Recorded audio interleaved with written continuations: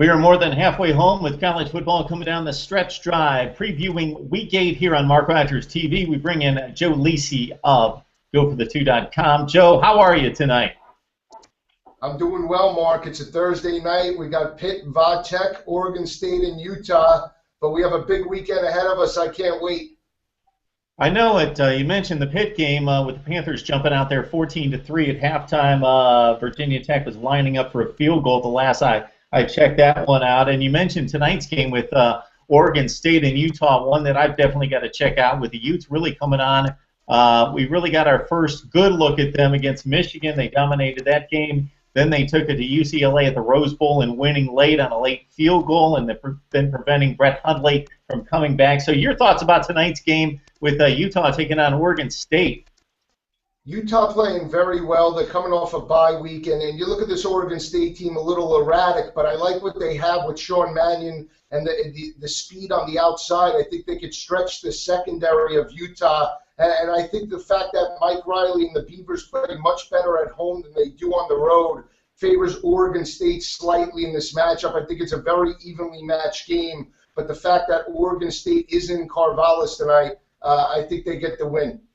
All right, Joe, in the Big Ten on Saturday, we've got some matchups that are a bit off the radar considering what's happening in Tallahassee and in the Big 12 in particular, but some games that are going to factor into the division races with Rutgers taking on Ohio State, and the Buckeyes might be a little revitalized here under J.T. Barrett.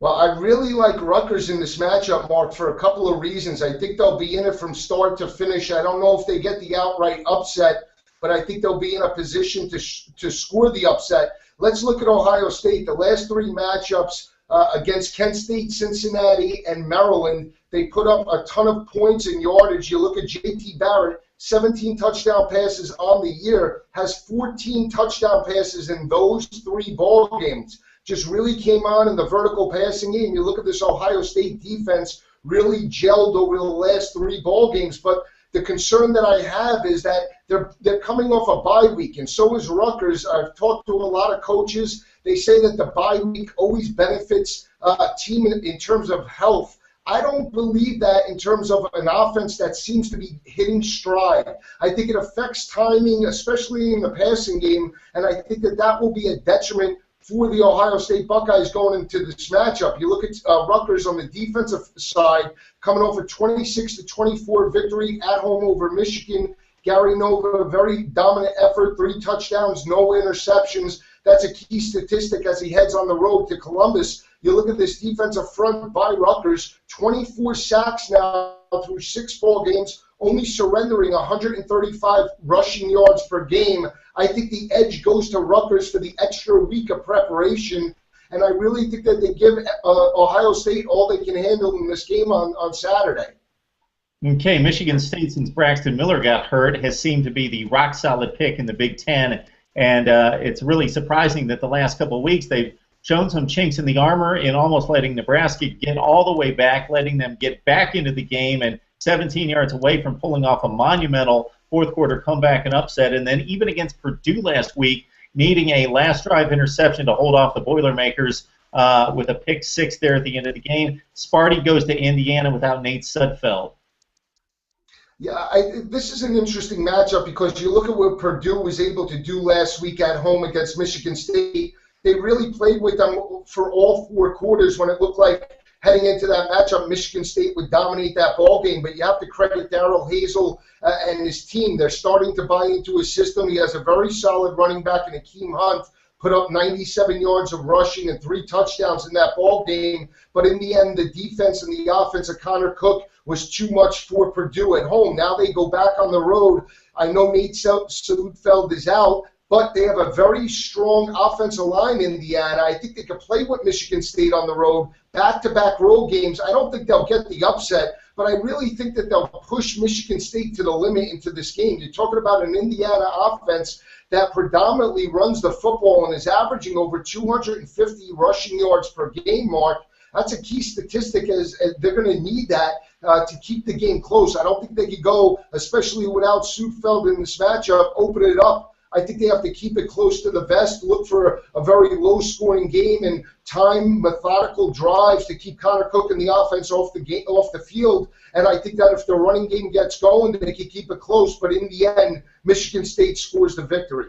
And Joe, you mentioned that Indiana offensive front. To your point, against Missouri, they ran for a ton of yardage in that game, over 200 yards, and kept Shane Ray and Marcus Golden off the quarterback in upsetting Mizzou on the road. Nebraska at Northwestern, the Wildcats were on a hot streak with the big wins against the Penn State game in particular, and then Northwestern winning 2 in a row in the Big Ten before they dropped a key one against Minnesota. Caught the end of that game, Northwestern giving up a 100-yard kickoff return, and also just couldn't convert third downs. They looked like they were going to move the ball to win the game, but key drops, key pass protection issues. So we got Nebraska taking on Northwestern, and it looks like with Northwestern possibly playing a little bit better and Minnesota a little bit better, there could be some challengers for Wisconsin and Nebraska.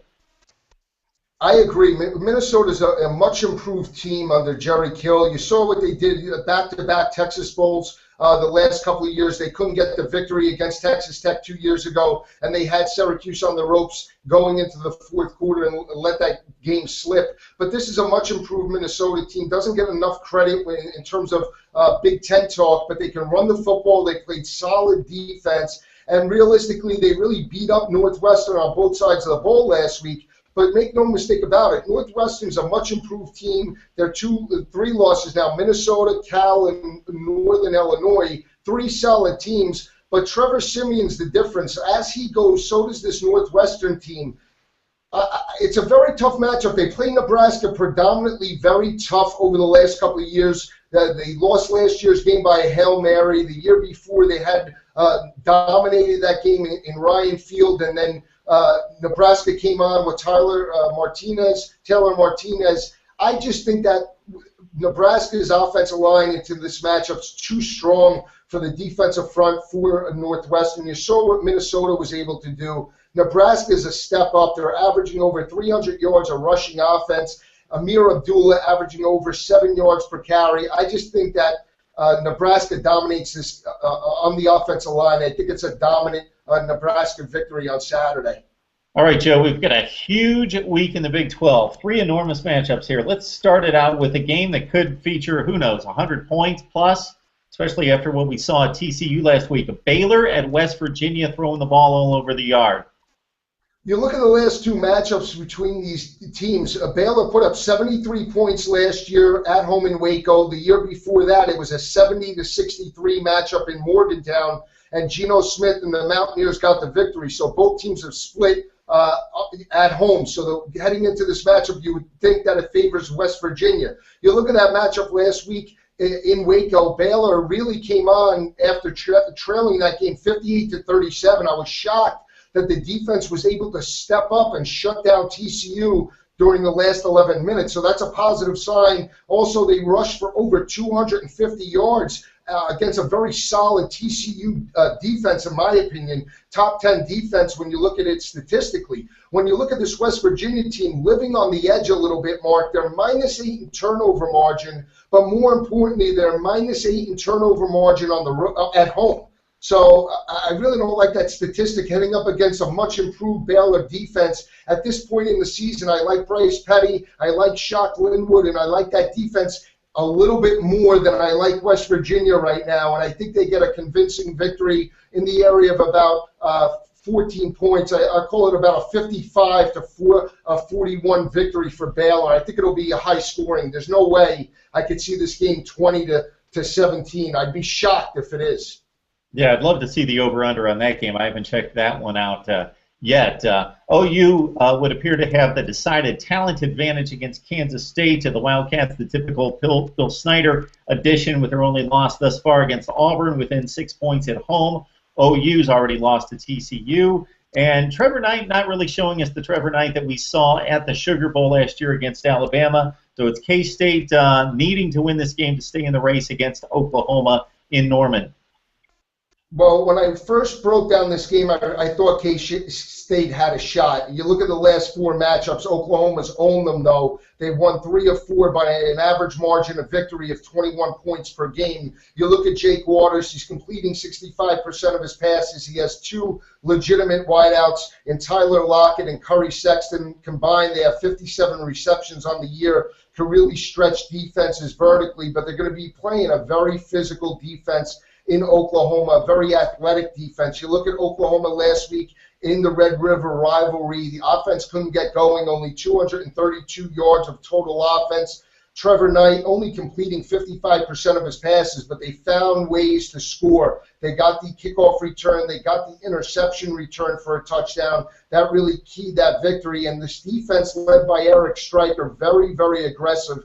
They have 16 sacks through six games. Stryker has 4.5 sacks, and they're +8 in turnover margin. I like Oklahoma to dominate at home. I really think that they find their groove, and I think it's going to be too much pressure for Jake Waters on the road. I like the secondary matchup of Oklahoma going up against Kansas State's passing attack, and I think they get a convincing victory in the area. I think it's more like 20 points, 47-24, something like that. I just think Oklahoma dominates at home. Oklahoma State breaking in 7 new starters on defense. It played fairly well. They got a scare against Kansas, and it was Tyreek Hill to the rescue with a long kickoff return for a touchdown. TCU, I don't know where this offense has come from, because TCU under Gary Patterson's been built solely on defense, and they have been miserable throwing the football the previous 2 seasons. But bam, out of nowhere, Trevon Boykin has turned into a polished passer. He's one of the top quarterbacks in the Big 12, averaging like 330 yards passing per game. They put up the 58 spot against Baylor. Could be vying for a national championship spot, but they lost that one, of course, as you mentioned, blowing the 21-point lead. Got another big one in the Big 12 with Oklahoma State going to TCU. This is an interesting matchup. The thing that I question is the TCU coming off the emotional loss. That was a really bad call at the end of the Baylor game, that pass interference call. TCU didn't get it on their receiver, and then going down the stretch with Bryce Petty, I thought that was a ticky-tack call to really end that ball game, really give TCU a bad break on the road, because I really thought that they played their hearts out, really stepped up. And you mentioned Trev Boykin really putting up numbers over the last couple of weeks, over 200 yards passing last week. 2 weeks ago against Oklahoma, 318 yards, 77 on the ground, really turning into a team leader of that ball club. And you look at this TCU defense, really dominant at times, and then they, last week they got a little worn down at the end, but I think a very solid defense. But this Oklahoma State team had impressed me 3 weeks ago actually, against Texas Tech. A home game against Davis Webb Thursday night. Dax Garman threw 4 touchdowns. Really impressed me. Offensive line play and the defensive line play really impressed me. They're solid against the run, and they're very opportunistic defensively. They always seem to create turnovers when their offense needs them, and I think that's a key statistic when you go on the road. I think Oklahoma State can catch TCU and really knock them off in Fort Worth. They have a solid rushing attack, and I like Garmin in the passing game really coming along, getting used to Gundy's system. I think Oklahoma State strikes the upset this weekend in Fort Worth. I think they're solid on both sides of the ball, and more importantly, even a solid special teams team. I think they get the upset this weekend in Fort Worth. Okay, Joe, you're on record. Oklahoma State over TCU. I got that one marked down.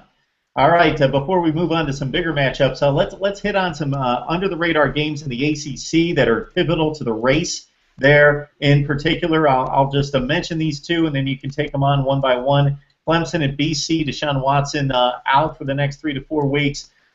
Enter Cole Stout, who was the Game 1 starter, of course, as a senior. Georgia Tech and North Carolina, the Yellow Jackets losing their first game last week to Duke. They're 5-1, and North Carolina showing us something going to South Bend and giving the Irish a scare after North Carolina being one of the more disappointing teams in college football thus far this season. So it's Georgia Tech, North Carolina. You got Clemson against BC. Well, Clemson and BC, I think they're a different team, obviously, with Cole Stout at the quarterback position than Deshaun Watson. You see the numbers that Deshaun Watson has put up over the last few weeks, just dynamic, one of the best quarterbacks in college football. It's a shame that he broke his finger and will be out for this ball game. defensively led by Vic Beasley, one of the best defensive ends in the country, really playing good. They got pushed to the limit last week in Death Valley against Louisville, and Bobby Petrino knocking at the door for the upset, couldn't get it done. Now they go on the road to Chestnut Hill, where BC is a very good team at home. They lost this year to Colorado State, but Tyler Murphy is solid quarterback, likes to run. This is a tricky game because I think BC could be in it. I just like Clemson's defense, though. I like the way they're playing. They're very aggressive in attacking the ball and run support, and they're very aggressive rushing the passer, and I think that's the difference. If Cole Stout wasn't a senior, I think the edge would go more to BC, but because Stout is a senior and he's been there, he started the game against Georgia, has road experience, I think they'll be okay. I think they get a 27-24 victory in Chestnut Hill this weekend. But I think it's very close. When you look at Georgia Tech and North Carolina, I think North Carolina laid it all on the line in South Bend last week. You talk about the 3 games prior to that, they got blown out 70. They lost by East Carolina putting up 70 points on them. You look at they lost to Virginia Tech. They lost 3 straight ball games, really gave up a ton of points, and then they laid it on the line where they offense came together with Williams. They accumulated 510 total yards of offense and just couldn't close the door against Everett Golson. They lost that game 50-43. I like Georgia Tech's rushing attack. I know they're one-dimensional, but they're a more complete team at this point in the season. I don't see any way North Carolina bounces back from 4 straight losses. This is a solid Georgia Tech team, not tops in the ACC, but they're a more complete team than North Carolina at this point. I think they get a 24-17 victory on the road. And again, we've talked about it many times, throw a blanket over the entire division. So this is another key game, 2 teams that are very comparable in Georgia Tech and North Carolina. All right, all the way to the other side of the country in the Pac-12. Oregon, a team that we questioned after stumbling and almost losing to Washington State, being pushed to the brink. Then they do lose to Arizona and look really bad in the second half in that game. The offensive line not being able to protect Mariota. 2 offensive linemen out of those games. They take on Washington this week, but the Ducks bounce back and show us that they still have something going there in the Pac-12 North with a demolition of UCLA. And the Huskies come in. Their best opponent, of course, Stanford, and they took them to the limit in a game in Seattle. Washington at Oregon.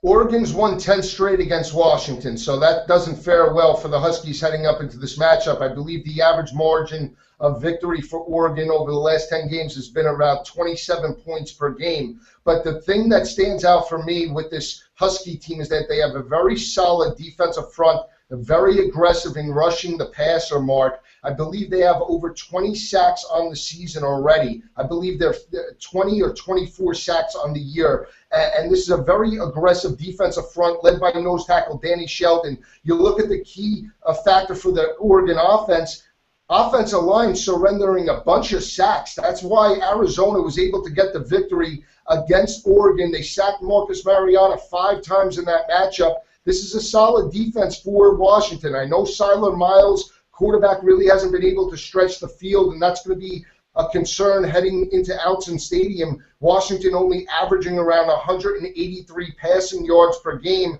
That's not going to get it done if they have to rely on the pass, but I think if they can run the football and their defense plays the way they are, and they're very opportunistic in turnover margin, they can keep this game close and be in striking distance. But when I think it comes down to it, Marcus Mariota playing very well, 17 touchdowns, no INTs. I think Oregon gets pushed to the limit, but they win a very close game on Saturday night.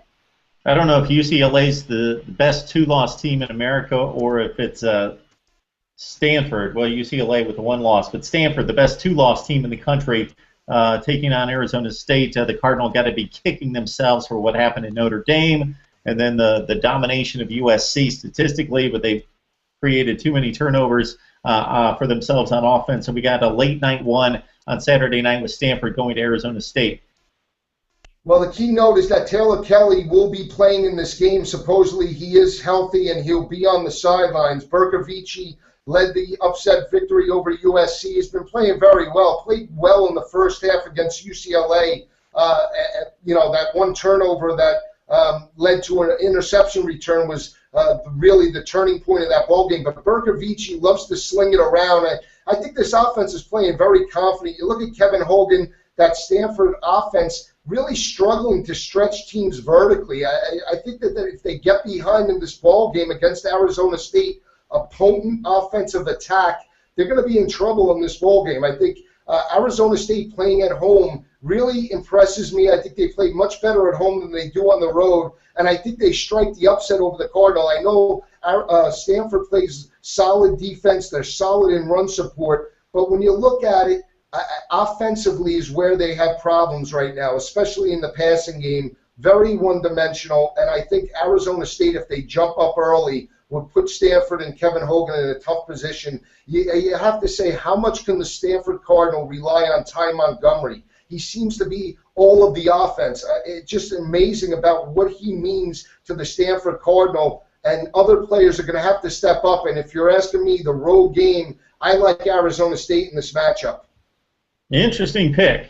Not that Arizona State at home is not certainly a viable option, but man, Stanford's just so rock solid on defense. Don't know about. They traditionally, these games are very close. I remember back 3-4 years ago, they had Stanford on the ropes right when Jim Harbaugh and that team were going to the Rose Bowl that year. They almost knocked them off and couldn't close the door. They've been close, just haven't been able to put away the Cardinal. 2 years ago, they rallied from behind the Palo Alto, couldn't get it done with Taylor Kelly. I like this team, though. I like the way they're playing, and they're confident. They're playing with confidence in them, and I think that that's what you have to keep an eye out for on Saturday. All right, Joe, time to dive into the SEC, and I hate to say it, but, man, they're almost all big here. Even Kentucky, LSU, the Wildcats in overtime and a couple questionable calls away from being undefeated right now. Go to LSU as a 10-point underdog. I don't necessarily know that it's going to be that kind of game because the Wildcats have really shown us something on offense. LSU continues to struggle to move the football. That was a gutty win by LSU last week in the Swamp. They trailed that game 24-20. They came back, they got the lead, and then it was tied 27 apiece. Florida looked like they were going to kick the game-winning field goal, and they stepped up with the interception to give Les Miles his 100th victory. You look at Leonard Fournette now, another 100-yard performance, dominating in the Swamp, really keyed that victory for LSU. He's going to be the difference, I think, in this game. I know Kentucky playing much better, but LSU has owned Kentucky throughout the years, and playing in Death Valley Saturday night is not an easy task. This is a young Kentucky team, and I know they're much improved under Mark Stoops defensively, but playing Ohio and playing teams like that are different than playing LSU, no matter how inexperienced they are on the offensive side of the ball. LSU will be up and ready for this ball game. They're 1-2 in conference play, and you look at Anthony Jennings, did come on late last week in the game against Florida, and I like this offense the way it's playing right now for LSU, and I think they get a convincing victory at home against Kentucky. Kentucky's not there yet. They're close, and they're going on the right track, but I think Patrick Tolles will have a very difficult time with that John Chavis defense this coming Saturday in Death Valley. Has there been a team in the history of college football that's lost 15 consecutive conference games that's as good as Arkansas? What would their record be if they were lining up against some other teams? They looked really good against Alabama, should have pulled off the victory there, and of course the effort against Texas A&M where they blow the 2-touchdown lead in the second half. Georgia at Arkansas, of course, Todd Gurley out of the game, but Nick Chubb had a huge one against Mizzou, so it could be a situation where the Bulldogs made up for the loss of a superstar in 1 week, but can they sustain that going to Arkansas, a game that I think is very intriguing? It is intriguing, but I really like the way this Georgia defense is playing. You look at what they were able to do last week, held Missouri to 147 total yards, 5 turnovers, Mark, and held Missouri to 0 of 7 on third down conversions. They shut out Missouri for the first time since 2002. That's a dominant road defensive effort for Georgia. You look at Nick Chubb, 174 total yards, 143 on the ground on 38 carries, 31 more in the passing game. That's a dominant effort for a freshman. The key that I think is in this matchup that really makes a difference is Malcolm Mitchell. He came back 2 weeks ago, only had 1 reception for 11 yards. He got more involved in the offense last week, 6 receptions, 27 yards, and Bobo likes to utilize him in terms of stretching defenses. You look at the Georgia offensive attack, passing-wise, they're dead last in the SEC conference in terms of passing statistics. They're averaging only 170 yards a game in the passing attack, but they're averaging 275 rushing. I think that's the difference. When you look at this Georgia defense, Mark, +9 in turnover margin, more importantly, +7 in turnover margin on the road. To win these key SEC battles and these key top 10 battles on the road, you need to create turnovers, and that's something Georgia's doing. Couple that with the fact that how emotionally drained is Arkansas. I know they're playing at Little Rock this week, but how emotionally drained is Arkansas for not closing the door against Alabama? In my opinion, I think this all favors Georgia. Offensively, I look for Hudson Mason to have a bigger day, over 200 yards passing, and I look for Malcolm Mitchell to break out, look for Bobo to utilize him deep, and I think Georgia has a dominant victory, calling for about a 34-21 Georgia victory on Saturday. I think it's too much offense for Arkansas at this point. We have an elimination game of sorts in the SEC Eastern Division with Mizzou going to Florida in the Swamp. Despite the pressure on Will Muschamp to win, the Gators are still in this thing. Mizzou, despite losing 34-0 last week, again, 2 very flawed teams. The loser probably out. The winner still has life and still has a chance to win the SEC East.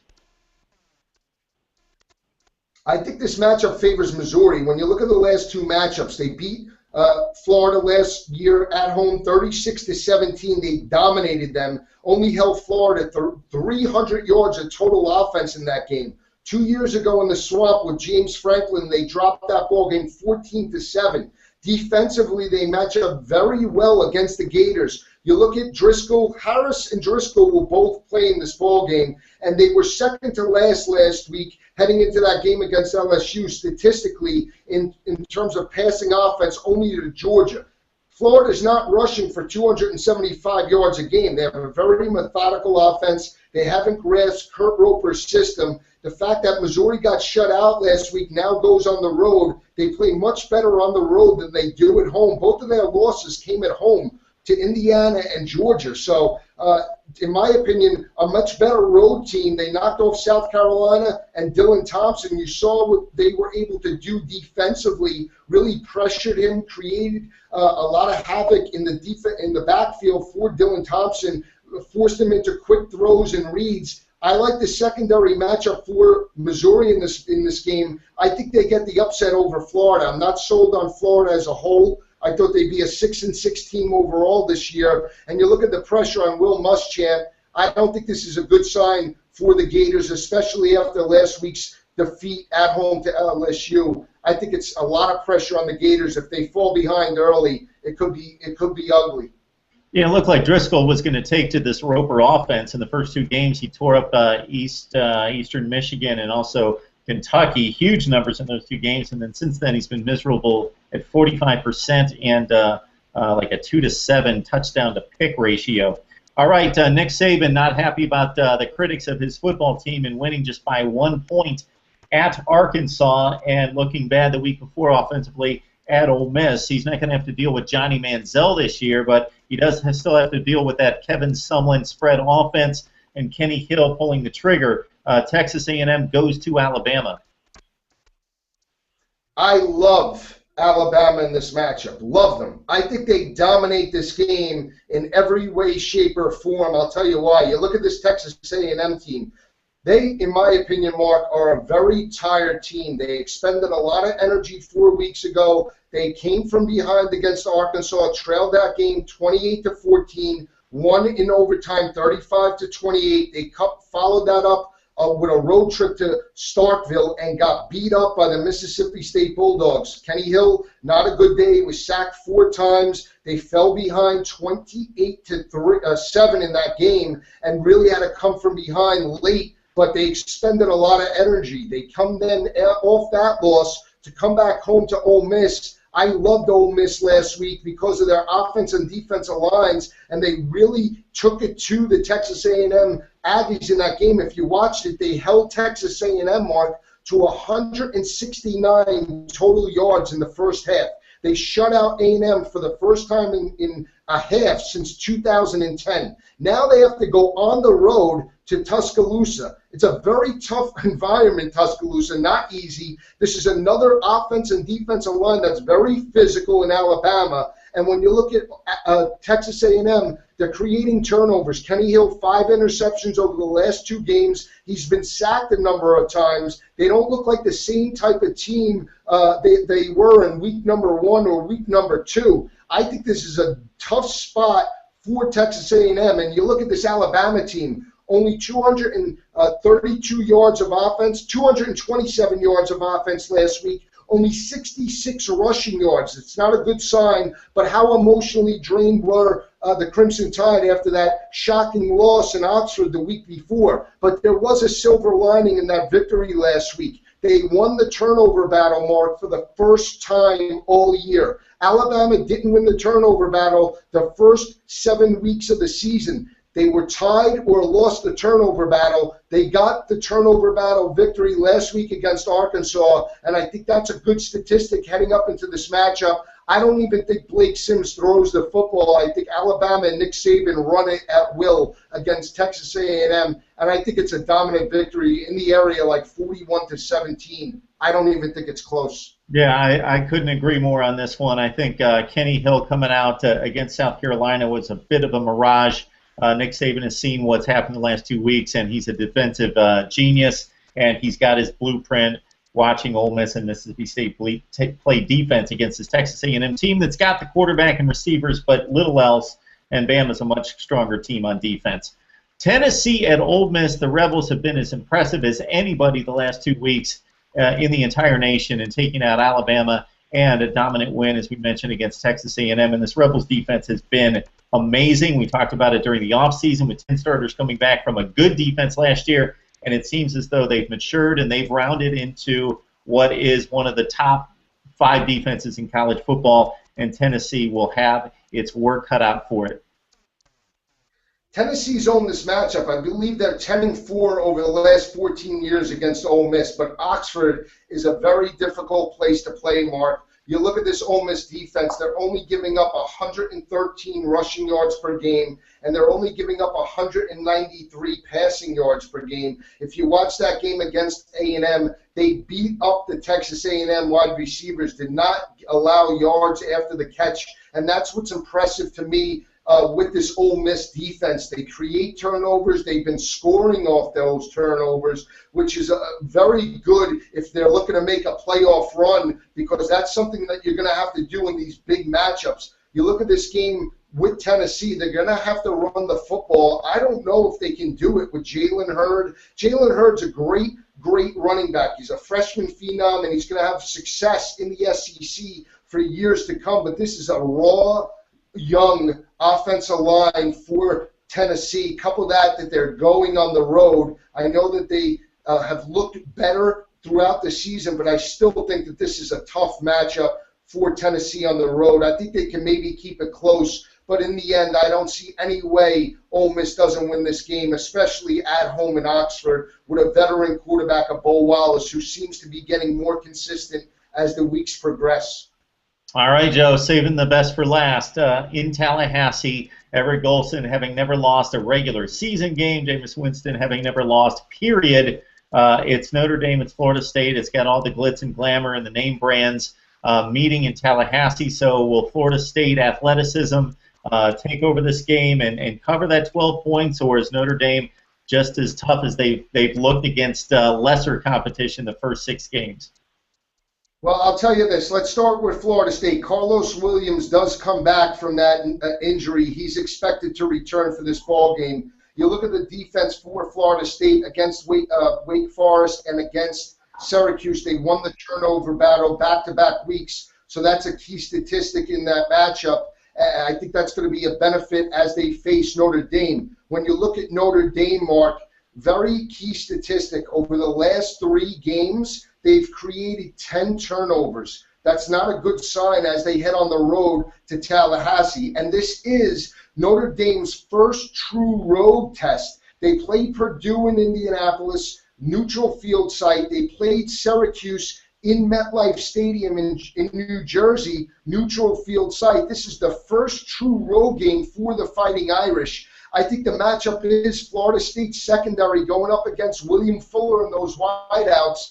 Notre Dame's going to have to run the football, but I like Mario Edwards in that defensive front going up against Notre Dame's offensive line. I think with or without Jameis Winston, this is a dominant victory for Florida State. I think Florida State is able to put up 35 to 38 points on the Irish. I think they get a 35 to 17 victory. I think it's a dominant victory for Florida State. I just don't think Notre Dame matches up as well on the defensive end and on the offensive line against Florida State.